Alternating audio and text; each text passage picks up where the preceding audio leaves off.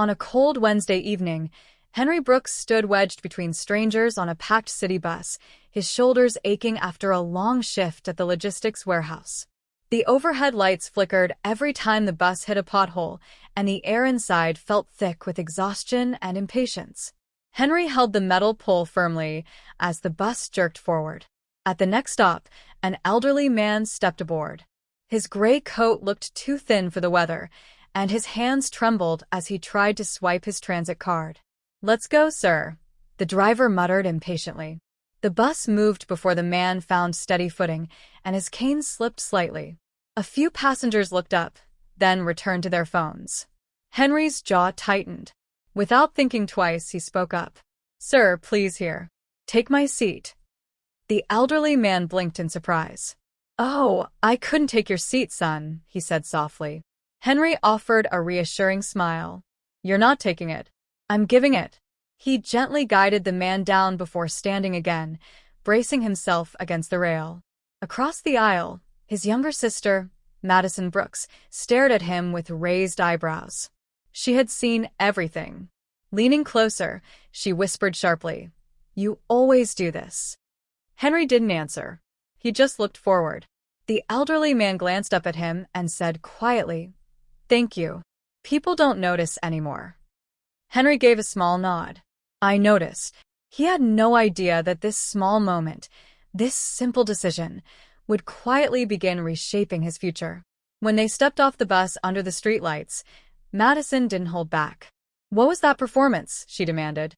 Henry adjusted his backpack strap calmly. "It wasn't a performance," he replied. He could barely stand.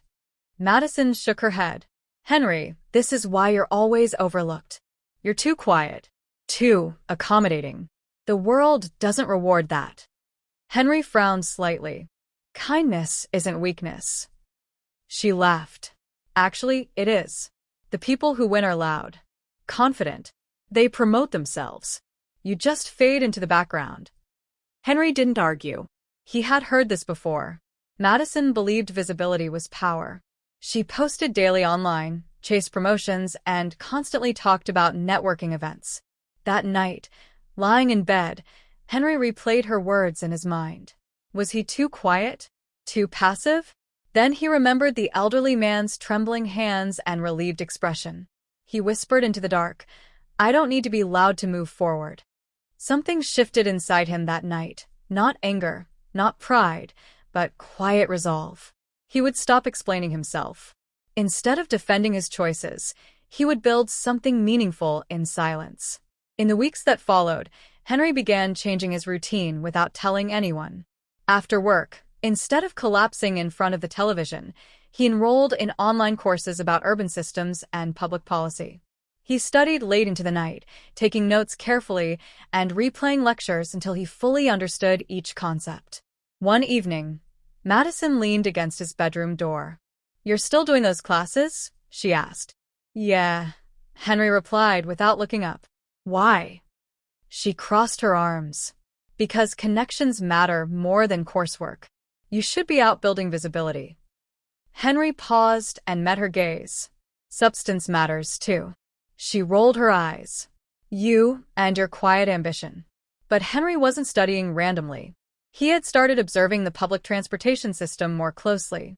Every day, he noticed elderly passengers struggling. No structured assistance, no enforced priority seating, no driver awareness. He began drafting a proposal for what he called the Elder Rider Support Initiative. Trained transit volunteers, clear signage, driver sensitivity training, and a simple alert system for vulnerable riders.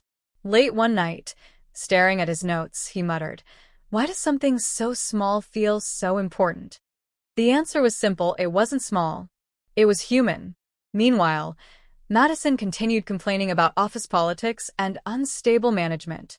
Henry listened quietly. He was no longer trying to convince her of anything. He was building something she couldn't yet see. 3 months later, Henry received an email during his lunch break that made his heart race. The subject line read, "Proposal selected for preliminary review." He stared at the screen, rereading the message carefully. The city's transit development office wanted to meet with him. Stepping outside the warehouse into the cool air, Henry whispered, This is real. That evening, he showed Madison. She scanned the email and shrugged. Okay, that's something, she admitted.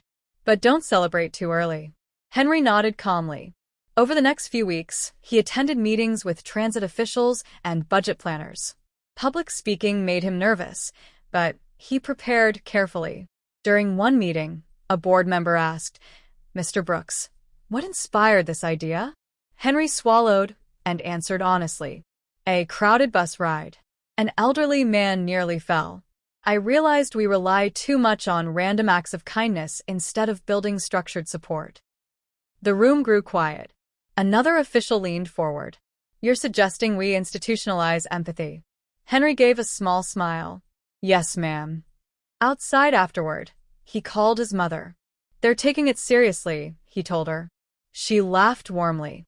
Your steady heart will take you far. Meanwhile, Madison argued with her supervisor again.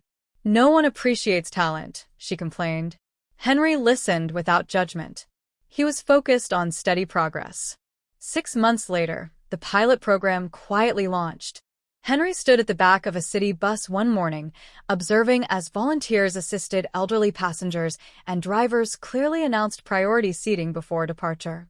A fragile woman stepped aboard, and immediately a volunteer approached her. Ma'am, let me help you to your seat. Henry felt emotion rise in his chest. This was working. A week later, during community feedback collection, he received a handwritten note. The ink was shaky but sincere. To the young man who once gave up his seat, your kindness reminded me that dignity still exists. Thank you. The signature read, Harold Whitman. Henry closed his eyes briefly.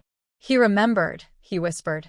The initiative quickly gained recognition and was scheduled for presentation at a city transportation reform forum. On the day of the event, Henry stood confidently at the podium. Madison sat in the audience, unusually quiet. After Henry's presentation, Harold was invited to speak. Kindness, the elderly man said into the microphone, isn't weakness. It's leadership in disguise. Applause filled the hall. Later, Madison approached her brother slowly. I misjudged you, she admitted softly. Henry smiled gently. We just see strength differently. And in that moment, Henry understood something clearly. Quiet doesn't mean small. Sometimes it simply means steady. After the Reform Forum ended, Henry's life did not suddenly become loud or glamorous. In fact, the following weeks were surprisingly quiet. He returned to his routine, early mornings, modest meals, long workdays. Only now, his calendar included follow-up meetings and evaluation reports. One evening, as he sat at the kitchen table reviewing transit feedback data, Madison hovered nearby. So, what happens now? She asked, her tone different from before. Less sharp. More curious. Henry looked up. Now we improve it, he said simply. The pilot worked, but there are gaps. Madison frowned. You're not even celebrating? Henry smiled faintly. This isn't a finish line. It's a responsibility. She pulled out a chair and sat across from him. I used to think success was about being seen, she admitted. But people listen to you today without you trying to impress them. Henry paused, choosing his words carefully. I didn't need them to see me. I needed them to see the problem. Madison nodded slowly. That night, for the first time in years, they talked without arguing, about fear, about pressure, about how differently they had learned to survive. And Henry realized something else had shifted too. Not just his career, but his relationship with his sister. The City Transportation Board officially approved the expansion of the Elder Rider Support Initiative 2 months later. Henry received the call while standing in line for coffee. Mr. Brooks, the woman on the phone said, we'd like to offer you a permanent role as program development lead. Henry closed his eyes briefly. Thank you, he replied, steady but emotional. That evening, he told Madison the news. She gasped. Henry, that's huge. He shrugged lightly. It's meaningful. She laughed. You really don't know how to brag, do you? He smiled. I just don't need to. As Henry stepped into his new role, he found himself mentoring younger staff members, quiet interns who reminded him of himself. One afternoon, a nervous young man asked, How did you get people to listen to you? Henry thought for a moment. I listened first, he said. Then I spoke when it mattered. The work was demanding, budget constraints, political resistance, public criticism, but Henry stayed grounded. Whenever stress crept in, he remembered the bus ride, the imbalance, the near fall, the human cost of indifference. That memory kept him steady when praise didn't come and criticism did. Madison, meanwhile, struggled with her own reckoning. One night, she admitted, I think I've been chasing noise because I was afraid of being still. Henry didn't interrupt. He just listened. When people stop paying attention, she continued, I panic. Henry nodded. I used to think being ignored was failure, he said. Now I think it's space. That conversation stayed with Madison. Slowly, she began turning down projects that drained her and focusing on work she actually cared about. Henry watched her change with quiet pride. One weekend, they rode the bus together again. This time, a volunteer greeted an elderly passenger warmly. Madison whispered, This is because of you. Henry shook his head. It's because someone needed help, and a system finally noticed. As the bus moved forward smoothly, Madison looked out the window and said softly, You know, I used to mock kindness because I didn't know how to trust it. Henry glanced at her. Kindness doesn't ask for trust, he replied. It just shows up. Months later, Henry received an invitation to speak at a national urban mobility conference. Standing backstage, he felt the familiar nerves return. A coordinator asked, Are you ready? Henry smiled. I think so. On stage, he didn't use flashy slides or dramatic stories. He spoke plainly. We don't need heroes, he said. We need habits. We need systems that protect people when no one's watching. The audience listened intently. Afterward, an older woman approached him. My husband takes the bus every day, she said, her voice thick with emotion. Thank you for thinking of people like him. Henry felt the weight of her words more than any applause. That night, he called his mother again. I still feel like I'm just doing my part, he said. She laughed gently. That's how real work feels. Despite the recognition, Henry faced setbacks. Budget cuts threatened to scale back the program. A city council member criticized it publicly as unnecessary spending.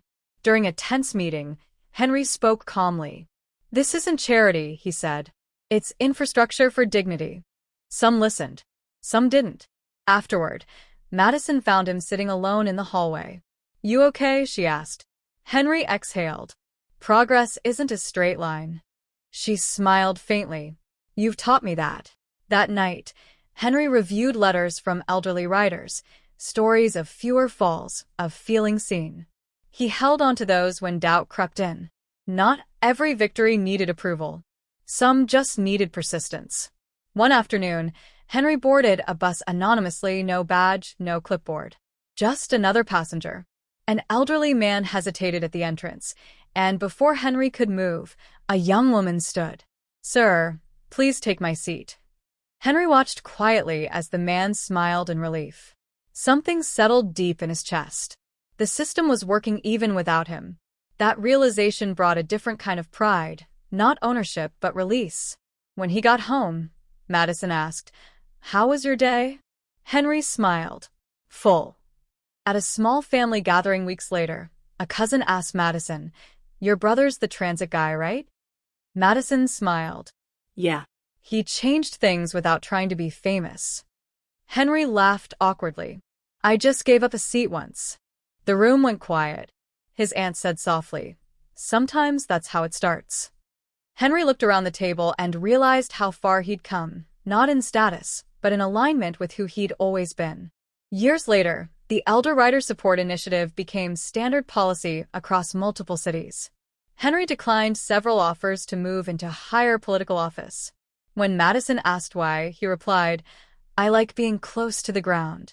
He continued refining systems, mentoring others, and staying mostly out of the spotlight. His name appeared in reports, not headlines. And he was content with that. One rainy evening, Henry boarded a bus after work, tired but peaceful. An elderly man nodded at him. Good system you folks built, the man said casually. Henry smiled. I'm glad it helps. The man didn't recognize him, and that was fine. As the bus moved forward steadily, Henry watched the city lights blur past the window and felt something rare and solid: quiet fulfillment. Henry Brooks never became loud. He never learned to sell himself aggressively or dominate rooms. What he learned instead was patience, clarity, and the power of small decisions repeated with intention. Kindness did not make him weak. Silence did not make him invisible. Together, they made him effective.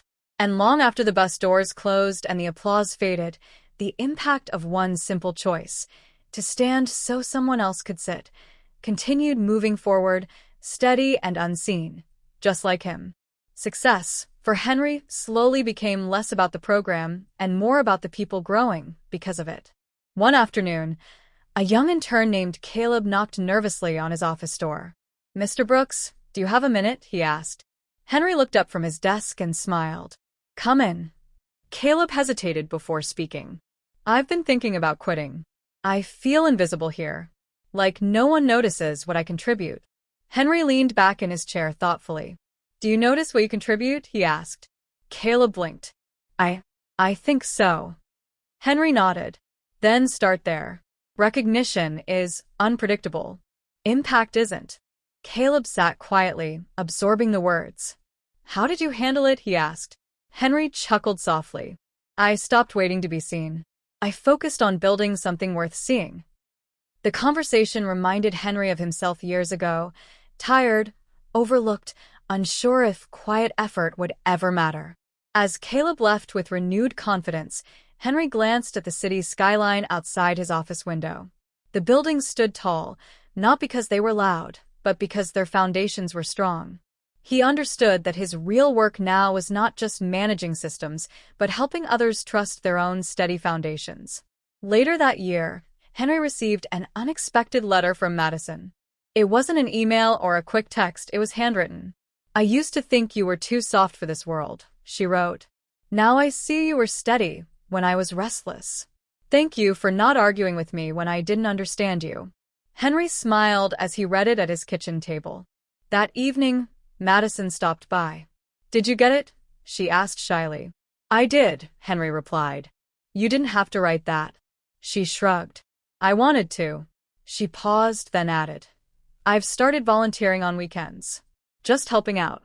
No posting about it." Henry raised an eyebrow playfully. "No posts." She laughed. "None." They sat quietly for a moment before she said, "You know, that bus ride changed more than just a system." Henry nodded slowly. "It changed how we see strength." Madison looked at him thoughtfully. "And how we see each other." For the first time, there was no competition between them, just understanding. Years passed, and the story of the Elder Rider Support Initiative became a case study in public service courses across the state. Students analyzed it, officials referenced it, and other cities adapted it.